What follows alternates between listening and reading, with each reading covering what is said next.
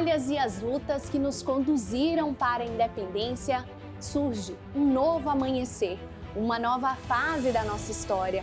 É o momento de construirmos alicerces sólidos para uma sociedade livre, justa e igualitária. É neste cenário que surge o cortejo do 2 de julho. Nas ruas de Salvador, ergue-se uma celebração cívica que une corações e mentes em um só propósito: honrar o passado, compreender o presente e moldar o futuro. É um momento de reflexão, de gratidão e de renovação de nossos compromissos com a liberdade. Vamos juntos nessa celebração única, onde as vozes do passado se misturam com os anseios do presente, onde a festa transcende os limites do tempo e nos une como um só povo, uma só nação. O 2 de julho está vivo em nós. Afinal, a nossa história é feita de luta.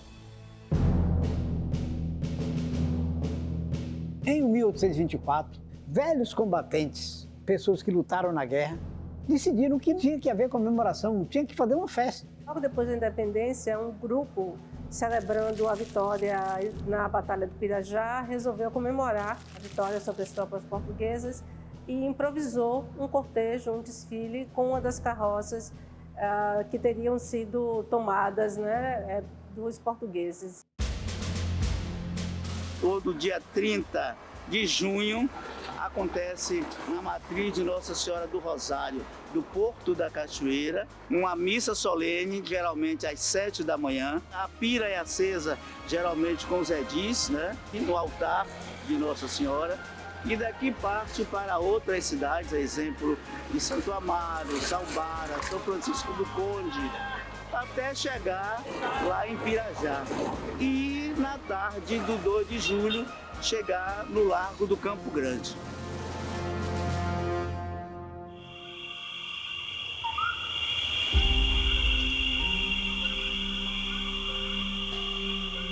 Em 1824, você já tem, na cidade da Bahia, um cortejo com o carro do caboclo. O que nós não sabemos é quando exatamente vem a cabocla também. Qual é a iconografia nuclear que nós temos? A figura de um indígena ou de uma indígena vestida como se acreditam que os índios se vestiam. Não é? Nem todos os índios se vestem da mesma forma e alguns inclusive não se vestem, mas foi assim que foi concebido. É interessante que quando José de Alencar, através dos romances O Guarani, o Birajara e Iracema, faz uma espécie de uma epopeia do nativo como uma espécie de grande símbolo, grande ícone da brasilidade, isso já corria em cima dos carros, dos nossos cortejos. Quando o batalhão do Quebra-Ferro começa a puxar o carro da cabocla e do caboclo, que eles se movimentam assim um pouco, eu sinto que eu estou vivo, que a Bahia está viva e que com todas as diferenças, todo mundo pode ser brasileiro. Todo mundo sai nas ruas na festa de julho e precisa ver os caboclos. Ou enquanto eles passam desfilando, ou quando eles estão lá parados na Praça Municipal, ou depois quando são expostos no Campo Grande, ou na Volta dos Caboclos, que é maravilhosa também. Eu acho que fala dessa sofisticação, eu acho, cultural que é o Brasil e especialmente a Bahia. Tanto aqui quanto em Cachoeira, quanto em Taparica, você pode ter todas as outras manifestações. As fanfarras dos colégios, os grupos de baiana. Quando aparece o caboclo ou a cabocla, a depender da cidade, então a festa é do caboclo e da cabocla. E todo mundo que vai ali sabe disso. Os próprios manifestantes, os próprios figurantes ficam olhando extasiados, como príncipes e princesas olhando o rei e a rainha. O caboclo e a cabocla são o imperador e a imperatriz da Bahia de Todos os Santos. Construir a festa é uma forma também de demarcar parte do processo de independência. Você instituir uma festividade, símbolos, heróis.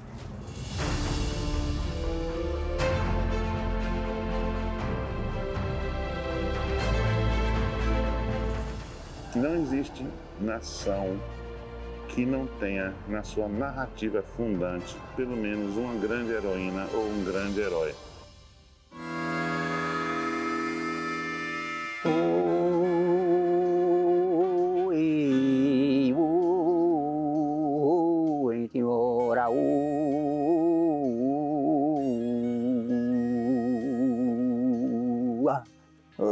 Tira o leite, sorta o gado e leve na invernada, que mamãe está em casa escorrendo a coalhada. Dê um pequeno abolho que acordou minha amada. A história dos Encorados está intimamente ligada com dos vaqueiros, né? Esses homens foram 39 conterrâneos meus, lá de Pedrão, que saíram para lutar aqui em Cabrito, em Pirajá. Foram arregimentados nessa época aí de final de 22, né? E vieram para aqui, para esse campo, como já disse, de Cabrito e Pirajá, para lutar pela independência do Brasil na Bahia. E depois de ter saído vitorioso no dia 2, eles não voltaram imediatamente para aqui, para Pedrão.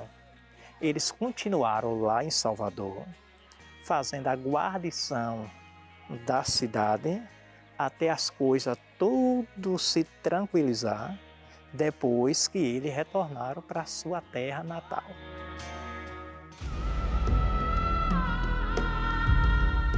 Hoje, felizmente, Itaparica volta, né, à voga, e a gente deve isso muito à existência de uma personagem muito questionada pelos historiadores, a Maria Filipa de Oliveira. Muitos historiadores negam a existência dela, dizem que não há comprovação documental. Nesse sentido, ainda não se encontrou uma demonstração inequívoca da existência dela, mas eu não duvido em momento algum. Então, graças a Maria Filipa, né, que virou essa heroína que é um símbolo da resistência feminina, negra e popular, Itaparica foi chamada de novo, né, à evidência.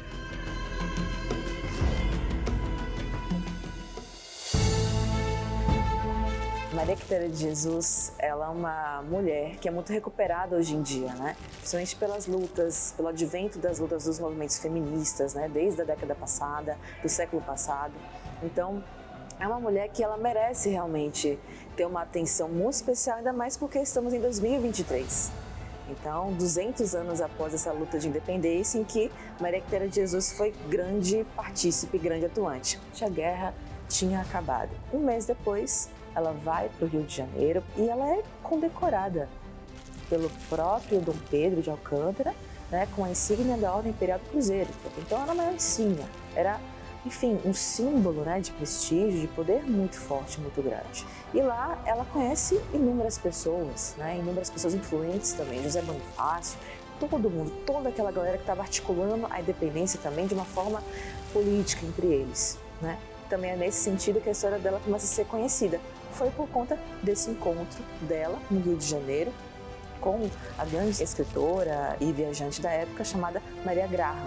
Era uma mulher inglesa que já tinha viajado por grandes partes do globo e ela simplesmente se encantou com a Maria Quitéria. Então ela estava produzindo um diário de viagem que viria a ser publicado e nesse diário de viagem ela simplesmente narrou o encontro das duas, inclusive algumas características físicas e comportamentais, bem interessantes. Então, ela fala que Maria Quitéria tinha os traços mais acentuados dos índios, e que Maria Quitéria tinha alguns comportamentos, segundo ela, um tanto peculiares, né? Ela falou que as maneiras dela mesa não eram muito diferentes, porém, ela gostava de comer peixe com farinha ao jantar em vez de pão, mas que ela era muito sóbria, mesmo fumando charuto após as refeições. São as pequenas formas também de subversão e de transgressão que ela nos apresenta.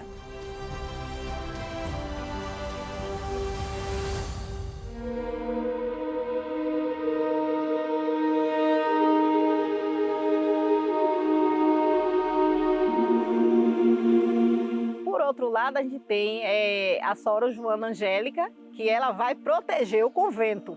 Essa aí é o martírio, não é a luta, é o martírio. Ela tentou defender o convento da Lapa porque os soldados portugueses chegaram alegando que havia portugueses escondidos, queriam invadir, na verdade, a clausura. Ela tentou até levar o dinheiro que tinha recolhido donativos, as esmolas do convento, e levou o dinheiro para ver se satisfazia eles. Mas, na verdade, os estudos demonstram que ela deu tempo para que as noviças saíssem pelos fundos do convento e fossem para o convento das Mercês. Que ela simplesmente é acertada com golpes de baioneta na frente do convento. Eu fico imaginando como é que deve ser naquela época, sabe? O susto que foi para aquele povo ver aquilo acontecer.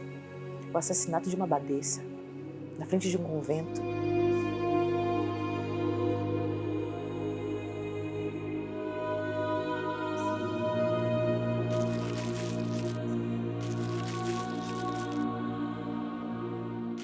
Maria Quitéria, Joana Angélica, né, Maria Filipa, são as mulheres guerreiras que nos deram essa paz, essa vida que temos hoje, lutaram para que nós tivéssemos liberdade. Então são as guerreiras maravilhindas, eu não podia deixar de estar aqui homenageando, porque também meu Brasil eu amo de coração. Uma mulher que venceu 3 frentes de batalha, é uma sumidade para o mundo, comparada a Joana d'Arc na França e as grandes mulheres nesse planeta. Então me vestir de Maria Quitéria é lembrar que nós só temos que preservar o sonho da liberdade.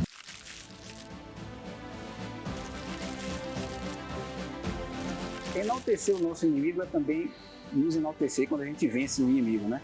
E Madeira de Melo foi um homem muito honrado. A ele foram oferecidas várias vezes suborno. Ele ia receber altos cargos aqui no Brasil, um soldo alto, e ele disse, não, eu estou lutando por Portugal, excelente inimigo, que nos torna mais excelentes ainda por termos derrotado.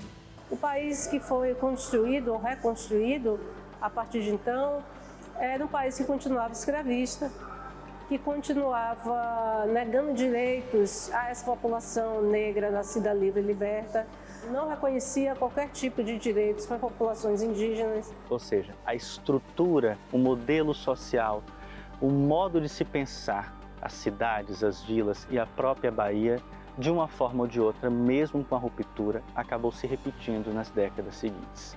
É aquela ideia de manutenção dos status e do pensamento de uma sociedade no contexto baiano que só vai passar por uma nova interpretação a partir da segunda metade do século XIX, tanto por conta das crises econômicas, as novas ideias que começam a surgir e principalmente a força, a resistência das pessoas lutando contrário a essa forma opressiva em que se mantinham as relações daquele período.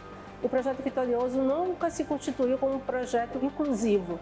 Eu acho que a gente pode agora, como país, como nação, considerar qual é de fato a ideia de igualdade, de liberdade coletiva que podemos construir. Para isso precisam ser ouvidos os setores sociais, né?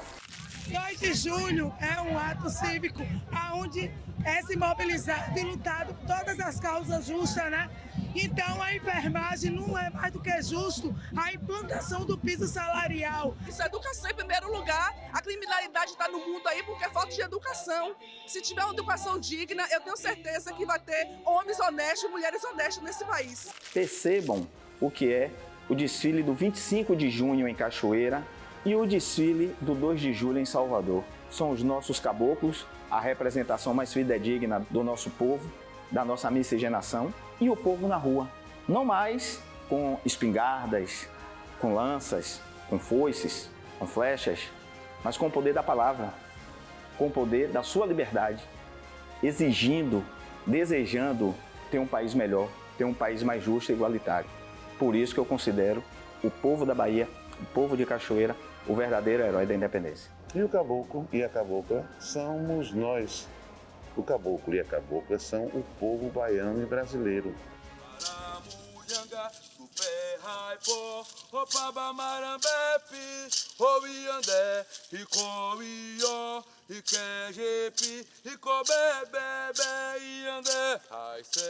A gente vai notando que a festa resiste porque ela se atualiza, ela mantém a sua função de ser um espaço de crítica, ser um espaço de protesto, ser um lugar de resistência, ser um momento de alegria, de celebração pela independência política. Ao mesmo tempo, é uma festa em que as autoridades, as fanfarras, as autoridades militares, todas elas estão convidadas, né, a ocupar o mesmo espaço, a estar no mesmo momento, a constar do mesmo desfile.